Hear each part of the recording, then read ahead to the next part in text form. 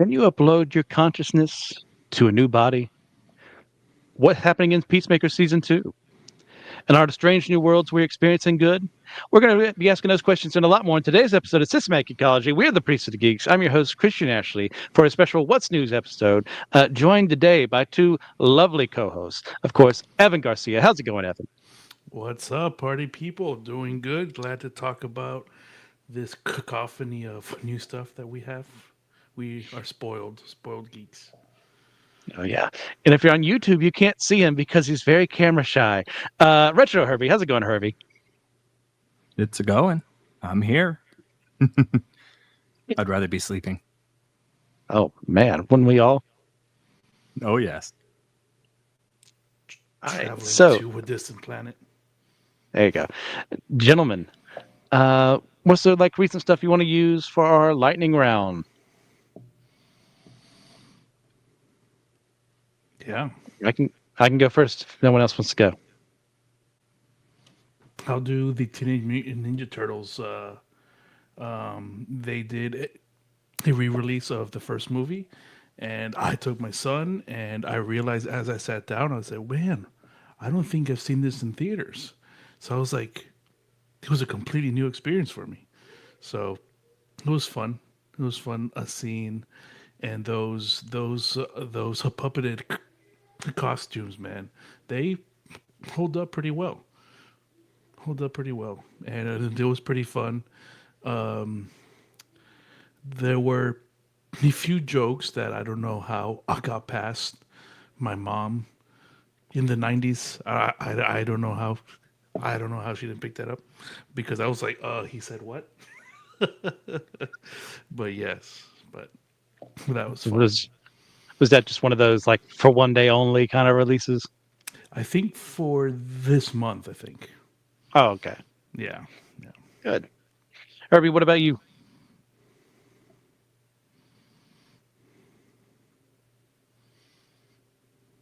You alive? I'm sorry. At this point, my mind's just drawing a blank. Well, I know you mentioned in text that you watched the most recent season of King of the Hill. Oh, yes. So actually, I've watched the most recent season of King of the Hill. I've watched the most recent of Strange New Worlds. And next on my list is the most recent episodes of Upload. Okay. Oh, So, cool. so, so I heard really good things about King of the Hill. We'll get into Star Trek later on today. What are your thoughts on a new season? So, loved it. Uh, I think the era that King of the Hill was in is a bit different. Unlike the old episodes of King of the Hill, there was this storyline that progressed through all 10 episodes, which was not the sitcom style of the original King of the Hill. There were elements that might carry over, but more or less every episode was completely standalone Hmm. of the original series. Yeah. You can like it or dislike it. I think it has a lot of positive things to the new season, but it was a striking difference that I noticed. I'm sure that's a factor of time and everything. I heard other people say something similar to that. But King of the Hill is just one of those shows. It's just nice to put on.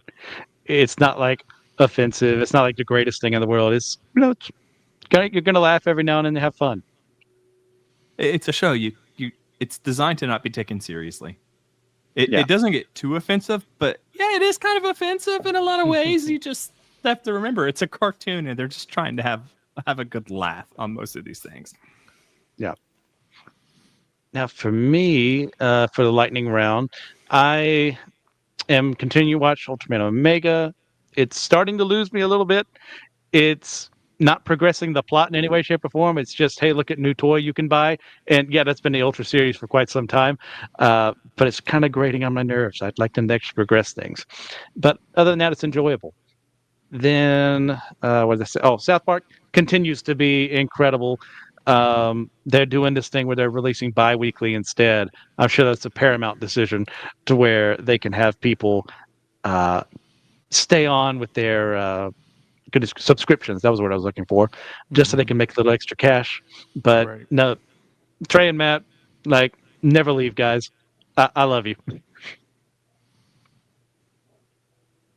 Okay. That might because I don't have a Paramount Plus right now, but I'm thinking about getting it just for South Park. Yeah, I mean, if there was one show you had to get it for, right. other than of course Star Trek, Yeah, it yeah, would be South Park. yeah. So why don't we go ahead and get into this bad boy? We're going to start off with Star Trek Strange New Worlds. This is the third season of the show. 3 out of 5. Now that we know where things are going, because they've already announced they're going to do 5 seasons, and then potentially be doing a spinoff with Kirk in charge again. For those not in Whoa. the know, this is pre-Kirk in the Enterprise. Captain Pike is in charge. We've got a Spock who's learning everything before we see him in the original series. Uhura's there right now. We just got Scotty as like a member of the crew after what happened in the events of season 2. Cool. And yeah, it's a lot of good fun. Herbie, anything you want to add before we go forward? I mean, honestly, it brings a lot of that original feel of Star Trek, the idea of seeking out something new and also dealing with the intricacies of life and like politics and war all into the mixture. I think Strange New Worlds overall has been a really good breath of fresh air to the Star Trek franchise. Retroactively, it is the only reason why I'm glad that Discovery exists. Because without Discovery, we don't have Strange New Worlds. Thank God for Discovery. You will hear me say one time ever, and it's because of this. Yeah, this show is phenomenal. It's putting some hope back in our Star Trek after, well, I've already said Discovery sucks. It sucks. And it kind of took all the joy out of things for me. But this is bringing it back to roots of where does the Federation, of why do we go out and seek out new life and new worlds and all this mess? Well, because we're explorers, because we want to find things out. We want to discover new things and figure things out and understand where we come from as people. It's just fun. Yeah, this isn't a perfect season by any stretch of the imagination, but I enjoy it. So you enjoying it so far, Herbie? Absolutely, I am. It's it's one of the things where I kind of watched the entire season or everything up to this point in like 3 days, and was Nice. depressed when I didn't have another episode to watch. I hate that. Especially with such short seasons now. 10 is not enough for a Star Trek season. It's not enough for anything anymore, Bring back unless you're doing 50 like a episode seasons. miniseries. Well, I'll take 26 at this point. The first episode of Star Trek was like what 53 episodes. Can we have that back, please? Well, no, it was split in 2 seasons. It was still like 26 some. So yeah. So just a bit of plots, synopsis of what's been going on. I've not seen the most recent episode. I don't know if you have, Herbie. I don't know if I have. I've been quite Okay. busy this week, so I can't remember what the last one I saw was. So So at the end of season 2, we had the Enterprise encounter the Gorn, who were making incursions on Federation space, or was the Federation doing it on their space? It's all up in the air in that regard. And actually, no, it was colonists from the Federation who were not officially licensed. That's what it was. And through the process of this, they had to escape, leaving some of their crew behind on one of the Gorn ships. And they come back, save them by kind of freezing the Gorn a little bit without killing them at this point in time.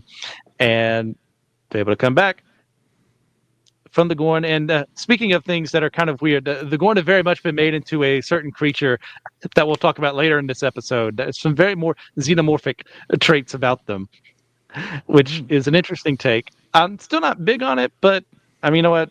It is what it is. If that's my one complaint, I'll be okay. Then we go to our next episode where we see Dr. Christine Chapel is meeting her fiance, Dr. Roger Corby. And as you know, for those who've been watching, she and Spock have had a thing that was hinted at in the original series, but now they're focusing way too much on it. There's another complaint. And through the process of the wedding plans for this, we end up with her trying to rekindle things with him, but failing.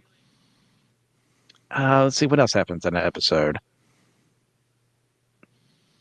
I don't know. Yeah, that's the one with Trelane in it. They don't know it's Trelane, and we also will learn that Trelane is also spoilers.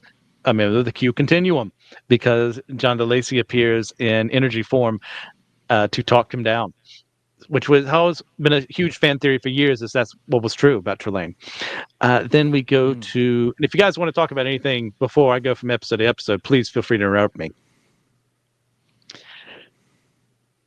To the third episode, where Pike's main squeeze, Captain Battelle, who has lost her ship and is now on the ship with them, has been implanted with a Gorn inside of her, which is one of the xenomorphic traits that they have. And to save her life, they go to this planet to try and find a cure, because, of course, there's only one planet, and it has to be in Klingon. And, well, technically Klingon territory, but technically DMZ kind of zonish. And that's where Pike and Dr. Mabinga go down there, and they're confronted by some Klingons, one of whom is the daughter of the ambassador that he murdered. And in an attempt for her to regain her honor, they're barely able to escape some plant zombies. So we have zombies in our Star Trek now, outside of Whoa. the Lower Decks episode. I'm pretty sure they did not use the Z word. I'm pretty sure They they did say had to Z have. word though. Yeah. Oh, that's right. Really? That's awesome. Then next up, we have the first ever holodeck episode. And if you know anything about holodecks, is that they're designed to fail. Apparently, we can't have a good holodeck episode without something going wrong. And of course, the first one ever has to do the same, where Lon is going through a murder mystery with Spock. Only big twist: it's not actually Spock; it's just a computer making Spock. And showcasing a lot of things where we kind of see a very fun referential episode of them kind of being in the 60s with like a space adventure odyssey episode. It's heavily inspired by what Star Trek would have been like. uh, it's an excellent excuse for Kirk's actor to show up on the scene because of pattern buffers or whatever. It's for the extent of putting him on screen. Let's see. Then next up, we have an episode where they go to an alien planet and find this place where a bunch of things are being kept behind this technology that has become a prison for these extra dimensional beings. And one of them ends up possessing a member of the crew, Gamble, who's been kind of an off and on new character. And unfortunately, through this, he ends up dying. And they're barely able to get the ship back and save the crew. And the next one after that, we have the Enterprise encountering alongside the Farragut, where James Kirk is the first officer of a ship that is massive, just like almost if you didn't know it wasn't the Apocalypse, you would kind of think it was kind of Apocalypse in that it's made of different ships and different parts and stuff like that. And they just attack people without warning and try, they're scavengers, and they end up fighting them and barely manage to destroy them in time to save the Enterprise. As unfortunately, we learned that these are actually survivors of Earth from the World War III that happens in Star Trek canon, who had left the Earth behind and over the years kind of lost their way and were very isolationist, and a very compelling episode. Uh, then we go to one I'm kind of have mixed feelings on. It's the last one I watched. This is where, goodness gracious, Ortegas's brother, yeah, her brother has been filming a documentary the entire time he's been on the Enterprise.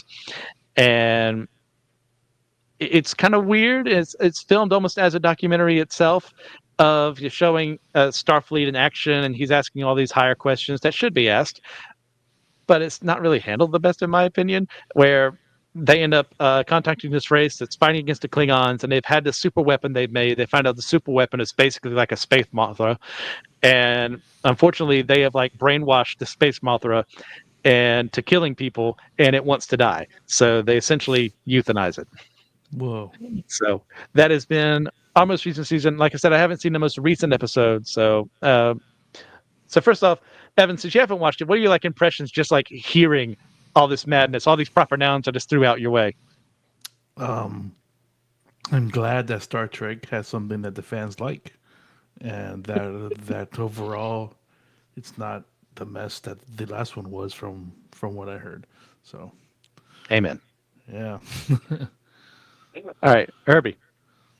I will say that one of the most interesting episodes was the one you talked about where the star, the refugees or whatever they're called from World War III are basically stripping everything that they can find. It's almost like a gluttony type of thing where they're just surviving by taking absolutely everything they need without any care, compassion.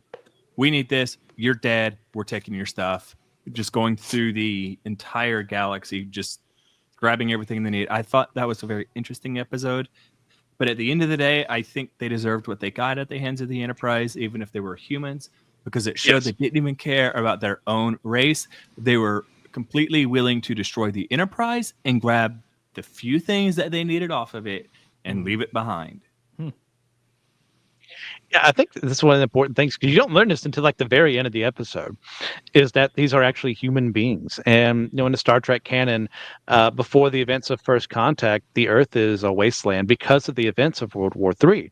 And you have people like I think it's Colonel Green, who was leading the Earth into this post-apocalyptic wasteland, dehumanizing people, committing genocide, and then humanity of the 23rd century is looking back at humanity of the mid 21st century and kind of going, oh, that could have been us. Like, what makes them so different than us? Why did they turn out the way they did versus how we did? And they kind of go through this whole thing of, because this is a command episode where Kirk has to take command because his captain gets injured, so now he has to become the temporary captain of the Farragut to try and save the Enterprise, to kind of put him in the chains of command there for the first time. And he's doubting himself. And there's a great moment between him and Spock earlier on, but there's also a great moment between him and Pike. And it's like, look, what a difference is they lost hope, or something to the effect of something like that. And they just for years had plenty of time to contact these new species and make friends with them, but they decided instead just to become fearful of what was around them. And I think that's a very poignant message. They also posed the very same question that came out in Star Trek Nemesis there of what guarantee do we have that if we were in their place, we wouldn't come out just like them? Yeah. And Pike is like, we don't have such guarantees. Which is a great way of putting it. It's like, I mean, you can hypothetical it all day. You can what if yourself out of whatever conundrum you're in. The end of the day, you're where you're at. And he even tells Kirk, like, the fact that you're feeling bad about this, that's a good thing. I don't think they would have felt the same way. I mean, it's obvious they didn't. They had just destroyed an entire planet. They had just basically taken out the Enterprise. And we're just going to keep going. They didn't feel bad about it, or at least there was no sign of remorse. Of course, we have no idea what culture had developed inside of this, but we do know there was, 7,000 life signs when they destroyed the ship? I think so, yes. And another thing in the episode, they were on their way to a pre-warp world to strip it of its resources, which, the big no-no in the Federation, but in a ship that's been on its own for over 100 years, they're not going to have the same compunctions that we do. And there's also the fact that they weren't even trying to communicate. When they came across the Enterprise, there was no communication. It was, get out of our way. We destroy you. We keep going. Yeah, even the Borg tell you they're going to assimilate you. they said absolutely nothing. Yeah. Are there any other episodes that jump out at you, Herbie? Are we good to move on? Honestly, there's a lot of, we could talk about it, and it could be a week-long episode. But that episode, the one with that plot line, just stood out over everything else to me. All right. Well, next we get to one of your topics today, Evan. That, of course, being Peacemaker Season 2. So take us away. All right, will do. That is right there. Bring up the good old slide there. All right. All right. Peacemaker Season 2. I binge watched Season 1 about 2 weeks ago because I completely forgot that it existed, and I was like, I haven't watched this. what happened. So I watched it. I loved it. And then we watched Superman, and that got me hyped again for the new DC universe. So this will pick up. This is a season 2, and it picks up right after. Seems like both things, season 1 and Superman, because you see the Justice Gang. They're trying to hire some more members, and a Peacemaker goes and tries out, and that goes wrong, and they hilarity ensues, and I'm really liking it. Episode 2 is about to drop now, so that's the first thing I'm gonna watch when I get off here, and Oh yeah. I'm really liking it because it's the same kind of story as Superman has, in the sense the main character's trying to find his humanity and trying to find it with his with within community, basically. But they are two different people, so the shows are completely different. Like I'm not going to show my kids this show. Absolutely not. Yeah. So I took them to Superman, but they're not watching this. So, but that but that works because every character is different. They all have their strengths, and the show and James Gunn is getting some slack online about it, about the people saying it took my son to see Superman, but now he can't watch this this show. I was like, it was never the case. I never said that this was going to be one huge cohesive thing. So, but I'm excited. It's Some things are back. made for different audiences. Sorry to Yeah. interrupt you. No, it's fine. It's fine. Yeah. Herbie, are you familiar at all with Peacemaker? I am not, and I have not seen any of it. Okay. So essentially, there's some shenanigans going on here because this was actually part of the DCEU Oh yeah, that. originally. But then when Warner Brothers did what it did and ruined everything by not having a plan, James Gunn came in to save DC from itself and Warner Brothers from itself to create a new cinematic universe for them. And now they have done the thing where they have retconned at the very end of season 1, like the Justice League shows up post after Peacemaker and everyone working with him stops an alien invasion, but they've replaced the people there with the Justice Gang from the Superman movie, and putting this to the point where this is now officially part of this new universe and not the old universe anymore. He And pulled the George Lucas, basically. I mean, it's kind of seamless. It I is. mean, Yeah, yeah. I'm not complaining about it because I enjoyed his cameo in the Superman movie, That's right. and seeing him here again was fun. Yeah, I think it works well. And they're also they had some of the things beforehand was like playing with the idea of alternate realities, and we were thinking, Oh oh, does yeah. that mean he's going to shift universes or something? Like, oh, actually, no. He finds out that in this reality, in this continuity, his dad is the White Dragon. Uh, Leader of a bunch of fascist, supremacist, and racist men, and he killed him in the last season. But he finds that one of the things that he owned was this essentially portal to another reality, and he goes in, and not only is his dad alive, his brother's alive. And there's some I don't know what they're going to be doing with this. I'm like baffled in a good way. I don't know where we're going from here. And he kills his Oh alternate self yes, in that world. Yeah, yeah. yeah, because the alternate self sees him in the other reality, Hmm. chases after him, and he accidentally murders his alternate self, and that's where the episode ends. So I'm curious to Yeah. see what I pick up from that tonight Right. when that drops.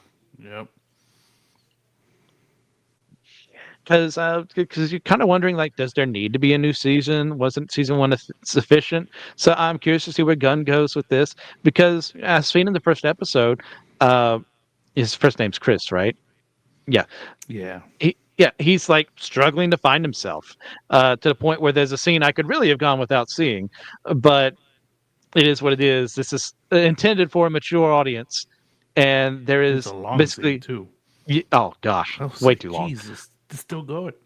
Yeah, essentially an orgy Yeah. hosted at his house, and it's part of the showing the spiral. It's not shown as a positive thing. I'm pretty sure it's shown as Yeah. him like giving into depression and just trying to find the newest high, as it were. Hmm.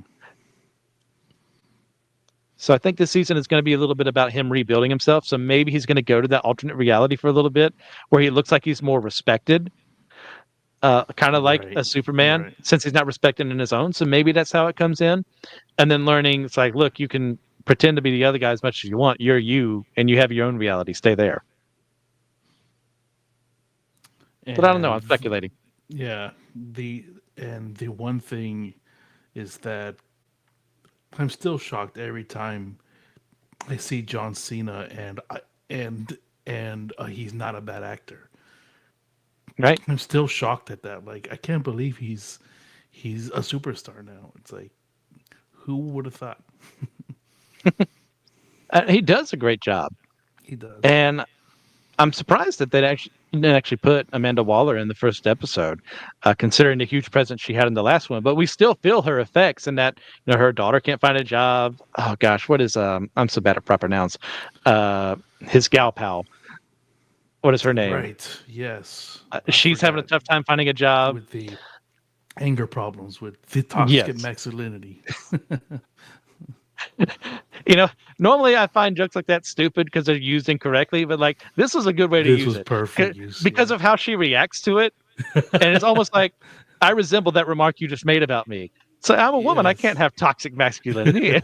She proceeds to Beat act exactly everyone like a else. toxic masculine man would. Exactly. That was fantastic. That was good. Yeah. So I appreciate what they're doing here. So, like, do you have any speculation on where things are going to go from here, Evan? Um, James Gunn says episode 6 and episode 8 are huge for the whole for the whole universe. So I'm Ooh. kind of excited for stuff like that. So and this what is a seemingly unknown character, man. Like they've really made it, and they've really made it into something that people like, and the characters are super wacky, and but they are relatable. So Yeah. Yeah. This is definitely, as mentioned before, don't watch this with your children. Uh, Mature adults would be the best. There's going to be foul language. There's going to be nudity, things that you might not want to experience. So, spoilers that way. Uh, don't watch. But other than that, if you can get past all that, there's some really good stuff lying underneath this. Like, I knew who Peacemaker was before the first season, before the Suicide Squad movie when he appeared. mm, I never cared about him. Now I care about the character, and I think that's what Gunn does really well. Is he's like, look, all these obscure characters over here, you give them a chance to put them in the limelight, and you're going to care about them because I'm going to make you care about them. Like mhm. same thing with Creature Commandos. Uh, Oh yeah, I cared about maybe Dr. Phosphorus, and that was it. And the only reason I care about him is because he's fought Batman a couple of times and a I was couple of gonna other say yeah. superheroes. But yeah, he made me care about every single one of those members of the team. Mm-hmm. Same. All right. So, anything else we want to say about Peacemaker before we move on to our final subject of the night? I wish they would drop it all at once, but they do not. So it's I, fine. yeah, I will say the dance number this time around is not as good, but I think after you start with what you did, Mhm. it's just going to get compared to it either way. So you just do what you have to do. Yeah. It's like it's still fine. It's just clearly not as good, and that's fine. The only Cool. reason I cared about it is because it was done well the last time. So, moving on to our final discussion piece for tonight, we have Alien Earth, which at this point has released 4 episodes. Kevin has seen one, I know. Herbie, do you care at all about the Alien franchise? I am not the biggest fan of the Alien franchise, but let's just say that I haven't seen any of this. That's fair. So, let me set the scene for you. We are about 2 years before the events of Alien, the original film, if I'm remembering my timelines correctly.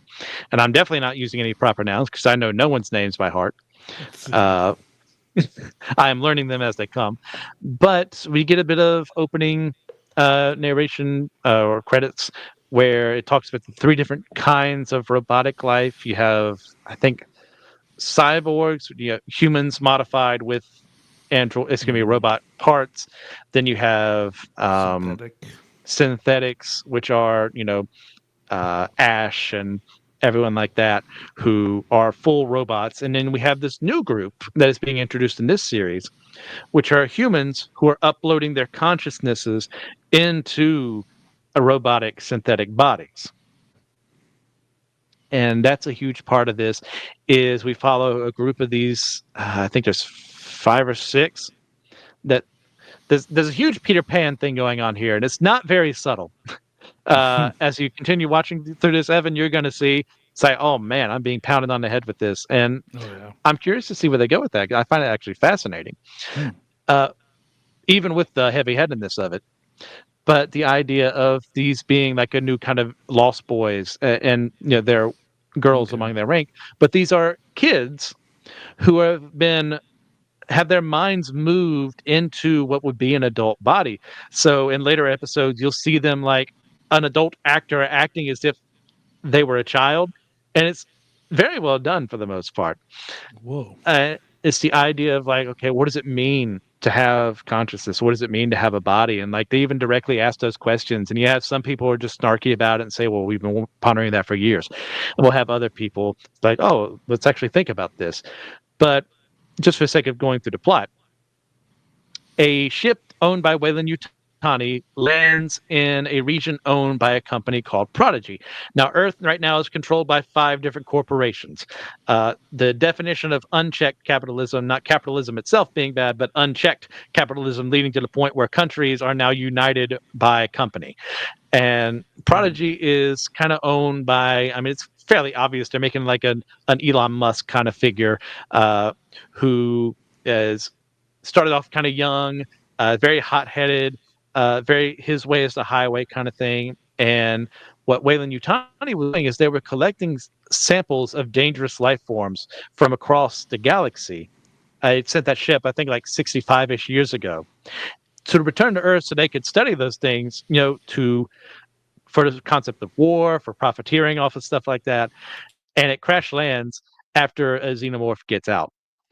And the only surviving member of the ship is a cyborg, um, whose name escapes me as they all do right now. And he is his job right now is he's trying to track them down and bring them back so that he can get paid. He can like do the company well. Mm. But like I said, they crash land in Prodigy's territory, which is Asia, if I'm remembering correctly. And some of them have run amok, and the new synthetic life forms, like they have an actual name for them. I can't remember off the top of my head. Uh, End up as part of the crew there. So since they're not human, they can survive things. Their bodies are augmented better, and they end up interacting with the alien itself. So I won't go any further since you haven't seen any more, Evan. So what are you thinking so far, man? I'm loving it. The production value, the set dressing, the it just it gives. It's basically they shot it back in the '80s again, like with the same film, and it just has a perfect aesthetic. He kind of blew me away. Like I was kind of like I wasn't focused on the dialogue. It was just so beautiful to see. I was like, damn, they did a good job. Like this looks like what I think of a alien movie in this franchise. and I'll probably watch that episode again because I was because there was a lot to take in, and then I'm excited to keep going from there. From what you said, it seems super interesting. Yeah, I'm very intrigued by this. It was one of those I was kind of like, okay, what are they going to do with this? And you start reading a little more about what they were going to be doing with this. So, okay, maybe you're winning me a little more. And then the first episode drops, and I'm like, okay, you suckered me in. I'm with you. We're in it to win it. Yeah. And I think, and I joked about not knowing anyone's names, but there are some really compelling characters here. Yeah. Because as you're going to find out, there's a brother and sister, one of whom years ago became like the first of these kids to upload their consciousness into the synthetic bodies. Mm. And she's been kind of watching him from afar. And he's been doing a thing where he wants to get off of contract with his company to go to med school, I'm pretty sure. And she kind of finagles things to where they end up meeting. And the interplay Hmm. between the two of them, because it's like, okay, what does it mean to lose your loyalty to one company and then head to another company? Are you selling your soul Yeah. by doing something like that?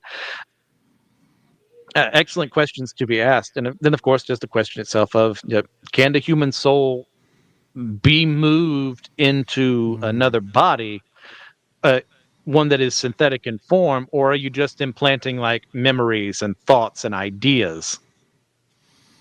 Well, they should ask. They should ask Emperor Palpatine and see how he did it. Somehow, Yeah, somehow. somehow, Palpatine showed up in Alien Earth. So, what's your take on that? Body uploading, the transhumanism ideas behind something like that. Is it something we should be looking for? Is it ethical? I think it's kind of scary that that kind of stuff is probably probably probably might happen within our lifetime, like Mhm. some version of it, which is kind of interesting. And I'm super interested to see how that goes. With AI, we can figure stuff out like that. So I'm just curious. It's it's like it's one of those things like time travel. It's been a staple in the sci-fi world and stuff, and the whole and we always talking about consciousness. So so Herbie, it your is thoughts? interesting. I personally think that the idea of uploading your consciousness to a machine or to another body is probably not possible. Even if you could take like the mental state and the memories and all of that and put it into something else, intrinsically, it is not you. God created us a soul and body, unionized into one thing, and that is not something that we can just move from one thing to another. Uh, I said Upload is one of the shows that's next on my list, and it's a fascinating idea that you can take the mind of a person that's dying and upload it to the cloud, and they can continue on living forever on a server. Hmm. Hmm. However, I think at the end of the day that that's just not something that's possible. You cannot actually keep a human alive without their body. Like you can't. There's no such thing as this out of body experience. The mind is forever linked to our physical body. Because there's also kind of a question that's brought up with cloning. When you clone a human being, or if it's possible to do so, is it the same soul? Is it a separate soul? Is there a soul to begin with? And that's been debated for so long, we don't know the answers. Um, but for this series in particular, I'm more on Herbie's side of things, where one of the blatant things that's brought up are kind of Elon Musk figure. I think his name is actually Boy. Is kind of talking about how this is about immortality for humanity, and he's not wrong in that sense of if it's possible to upload your consciousness this way, you could essentially, as long as you're being powered, live forever, and you're functionally immortal. And that's goes against creation. That goes against what is supposed to happen as a result of the fall. And we can, argue about that all day long. Human beings in this fallen world are supposed to die, and we live our whole lives thinking that we're invincible and that we can move past that, only to be proven that ain't true. And every single one of us, outside of Enoch and Elijah, has bit the dust, and that's a result of our corruption. And I think one day that's not going to be the case anymore. And that's not because we did anything; it's going to be God did something. But the idea of looking into this, I'm not into because of the hubris involved. Because I highly doubt That is a big problem that. there. Yeah, I highly doubt the idea that you could upload all of my memories into something and then that thing is me. Because human beings don't control the soul and can't really transport it from the body into another object. So my thinking would be it would be impossible. You would have like a memory simulation of me out there, but it wouldn't be me. There wouldn't be the soul attached to it unless God himself decided to either create a new one or transfer mine to that. Or But I we don't think that's a figure it question I can out. ask. Go ahead. Oh, yeah. Or we figure it out. God lets us figure it out Okay. to I mean, to that's another to thing too. transfer a Yeah. soul. You like who knows? Who I knows? mean, yeah, we're limited by the technology we have now. Is it actually Yeah, possible right, for us to transfer a soul? Okay, is the soul measurable in a beaker or what have you? right. Yeah, could have. How many gigs is a soul? It's like, I mean, do you yeah. still have to update Adobe while you're doing it or Oh, whatever? Like, jeez. Yeah. Then, Subscription whenever money. the server blue screens that your soul is tied to, do you die? oof. Yeah, probably. Oh man. Yeah. Yeah. And I think That's too this, wild. and even especially in a series like this, I don't think that would solve a lot of problems. I think it would create more in a different way. I think Oh you'd have man. subscriptions Yeah. for how long you have, like 10 years, and if you pay off this debt, you can continue to keep living up in this uploaded state, Mm-hmm. uh, or what have you. Because, uh, like I said, ultra hyper capitalist society here, with no morals on whatsoever. I think that's exactly something that would happen. I think you Right. should watch Upload, Christian, because Hmm. that is one of the major plot points of Upload. Ah, okay, There we go. that's Amazon, right? Yes, it is Amazon. Okay, Cool. all right. So of course we haven't really talked too much about xenomorphs, but they're in the show too, and they do a great job of maintaining the menace of these creatures, while at the same time you're going to find out Oh, Evan good. Good to know. exploring like what they kind of are. Do they have a higher intelligence to them? Those are questions that are being asked in the episode that I just finished, episode 4, and some very captivating things. But like, if you're like, well, you guys talked about the xenomorphs, like, no, they're there, but there's other important stuff happening too, and they look amazing for especially for a TV budget.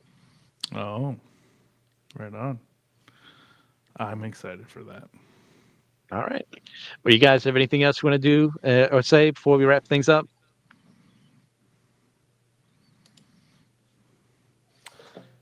We have a lot to watch. Oh yes, Upload sounds good. upload does sound good. Yeah. I'll I've add seen that some to my stuff on very Reddit. very long list that I'm never going to finish. The impossibly long list that does nothing but get longer. Right. How do you guys manage your queues, quote unquote? Like, Um, I have I an don't entire even write Word it document. down. hmm? I don't even write it down. And so if I can't remember it, it's not on the list anymore. That's how I feel about it now. Yeah. Same. Same. I I have an entire Word document of things that I have watched. So if I've Okay. seen first season of this, I say blank first hmm season. So I know I Okay. haven't seen the second season if that ever shows up, because I am a very forgetful person. Right. So I don't have like need to watch. I just have what I have. So I know, okay, if it's on this list, I don't need to watch it again unless I want to. Right. Right. That's a good way to go. All right. So, out of the things recommended today, like, what do you think is going to be your top recommendation?